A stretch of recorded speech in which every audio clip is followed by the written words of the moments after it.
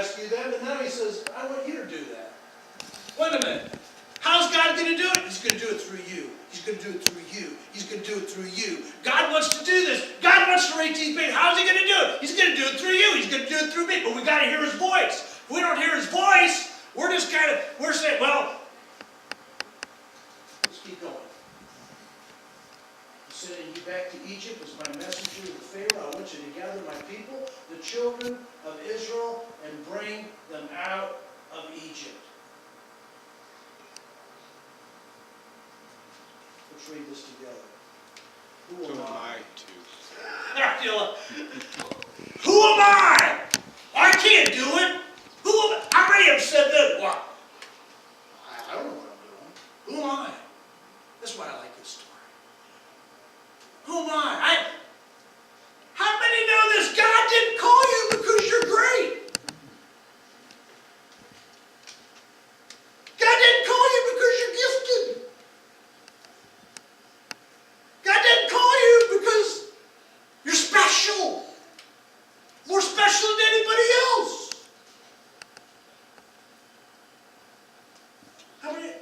It's not about you. This is huge in following God. It's not about us. It's not about what. Guess what? One of the biggest things that he says to Moses, it's a great story. He says, I will be with you. He said that. Jesus said that to his disciples. Go into all the world. Preach the gospel. Baptize them. Make disciples of all nations. And what did he say? What was his promise? I will be with you to the ends of the earth. As you go, guess what? You don't have to know what to do. You just go and I'll be with you. And things will happen. Because I'm sending you. You'll be able to do things you never thought you could do. Things will come out of your mouth that you never thought would ever come out of your mouth. Things will come out of your life that you never thought would come out of your life. Who am I to confront Pharaoh and lead Israel's children? Who am I to have a children's ministry? Who am I to have a women's ministry? Who am I to have this and that? Yeah. Who am I to knock on the neighbor's door and ask them to come over to my house? I don't even know what I'm doing. I'm outside of my element. Who am I? Who am I?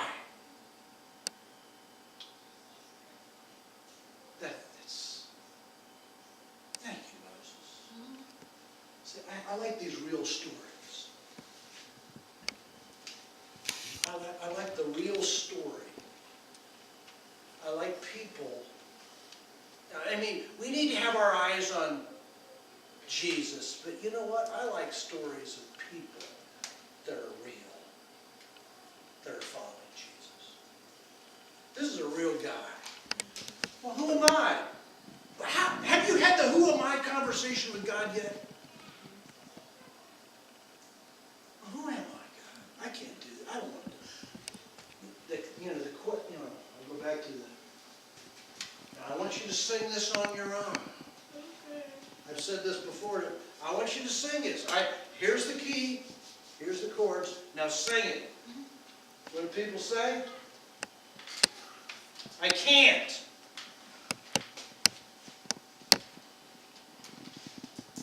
No. He won't. And the question is, do you want to? What do you want? All this may be true. What do you want? He already knew that God already knew in Moses' heart he wanted the Israelites free. That he wanted that. What do you want? That's the real question. If you really don't want to reach people, if you don't really want God to minister through you, if you really don't have a burden for children's ministry or women or people that are poor or destitute or hurting, don't have a family. We can go on and on and on and on. There are many people who don't have their moms around, or their dads around, or their this around. I mean,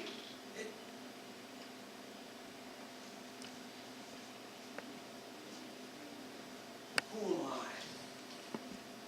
And what do you want? That's the question. To me, those are some of the basic questions.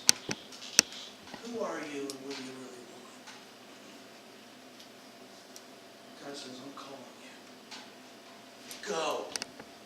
Don't let anything stop you. And then he says to Moses, do not fear, Moses. I will be with you every step of the way. That's the big deal. How many know one of the worst moments in life is when you have to face things alone? That's one of the worst moments in your life. You got to face hardships, tough things, different things alone. You're never going to be alone. I will be with you. Because we're afraid. What are we afraid of? What's Moses? Do you think Moses is afraid of? I'm going back to the place I fled from. Things ain't going to go. Why would they want to follow me? I don't have a rapport with them. I'm afraid they're not going to follow me. I'm afraid I'm making a fool out of myself. I'm afraid maybe they'll lock me up. I don't know all the kind of fears he has. This will be a sign to you that I am the one who has sent you. After you have led that out of Egypt, you'll return to this mountain and worship God. That's a prophetic statement. He says, you'll know this is true, because someday people of Israel are coming back to this mountain right here. Okay? Try to remember that. Then, like as Moses goes on. All right, let's say I go to the people. He's put this together. Let's say I go to the people of Israel, tell them, the God of your father has sent me to rescue you. And they replied, what's his name? What should I tell them? Well, who's this? I don't know. He's going through the scenarios. What if they this, and what if they that, and what if this happens, what if that happens? And he's working it out. I would ask you to try to work it out with God. Well, I can't this, I can't this, God, I can't this, and what about this? God will talk to you. I believe that. And God says, I am who I am. This is what you should tell the people. I am has sent me to rescue you. This is what you are to tell Israel's people. The eternal, the God of the fathers, the God of Abraham, Isaac, and Jacob, is the one who has sent me to you. This is my name forever, and this is the name by which all future generations shall remember me. Then he says, round up all the leaders of Israel and tell them, the eternal God of the fathers, the God of Abraham, and Isaac, and Jacob, has revealed myself to me and said, I have been watching over you. I'm deeply troubled by what has gone down to you in Egypt.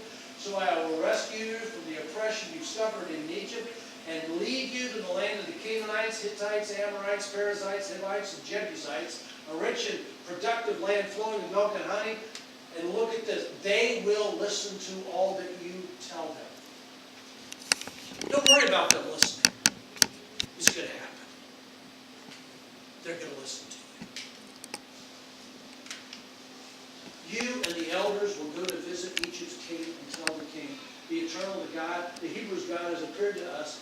We ask that you allow us to travel 3 days' distance in the desert to offer sacrifices to God. Just cut us off for 3 days.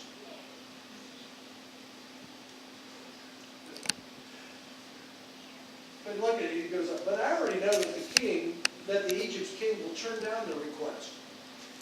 They're not going to let you do that. He won't allow you to go unless he is compelled by a hand stronger than his own. So, he's getting little picture of what's going to happen in Egypt before it actually happens. So when things start to go into place, it just is boom, boom, boom, boom. His confidence level will rise because he knows this is God. I will stretch out my hand, display my power, crush Egypt with a series of miracles I will perform, and after the king will send you out of Egypt. After that, the king will send you out. I will make it so the Egyptians treat my people favorably, and when you leave Egypt, you will not leave empty-handed. Every Hebrew woman will ask her Egyptian neighbor and any foreigner in her home for anything made of silver or gold or fine clothing. And you will give all the items you collect to your children to wear. And this way, you will strip these these items from the Egyptians. You're actually going to get back payment for all the work they've done. That's what's happening.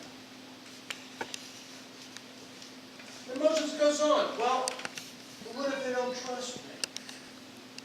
What if they don't listen to a single word I say?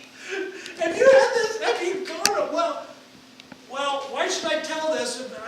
What's going to happen? And he goes on and on, which is a great... I'm just asking, let's have a real relationship with God, really hear God, follow God. Have you gotten beyond yourself here? Who am I? God's not waiting for you to clean your act up. How many know this? The 12 disciples, when Jesus called them, none of them were Christians. Here's a thought, isn't it? They were just beginning to follow him. They didn't really know who he was yet.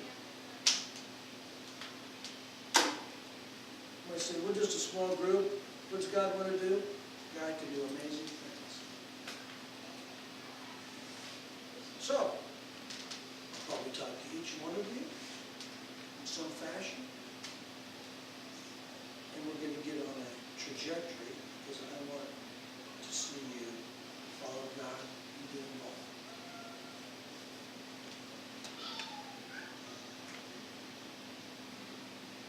Because I believe you want to follow God, you want to be here.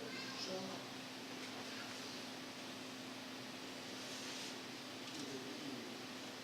the big question is, who are you?